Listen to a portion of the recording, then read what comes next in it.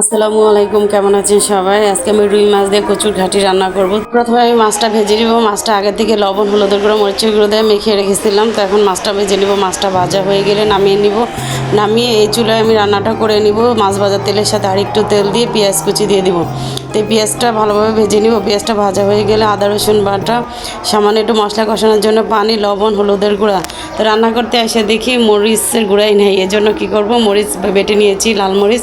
তো 1 চামচের মতো লাল মরিচ বাটা দিয়ে ভালোভাবে মশলাটা কষিয়ে নেব। তো মশলাটা কষানো হয়ে গেলে কেটে ধুয়ে রাখা কচুর ঘাটিটা দিয়ে দিব। আমি এবার কচুর ঘাটি ভাপ দিয়ে নিই না, আগে থেকে এভাবে কষিয়ে রান্না করব। একটু নেড়ে চেড়ে ঢাকনা দিয়ে ঢেকে আমি কিছু সময় এটা কষিয়ে নিব। তো ঢাকনা নামিয়ে একটু নেড়ে চেড়ে দিব। পরিমাণ মতো ঝোল দিয়ে দিব। এখন ঝোল দিয়ে একটু হালকা নেড়ে দিয়ে এখন ঢাকনা দিয়ে ঢেকে 5 মিনিটের মতো রান্না করে নিব। তো ঢাকনা নামিয়ে এই পর্যায়ে যখন আমার কচুর ঘাটিটা সিদ্ধ হয়ে আসে তখন ভেজে রাখা মাছগুলো দিয়ে দিব।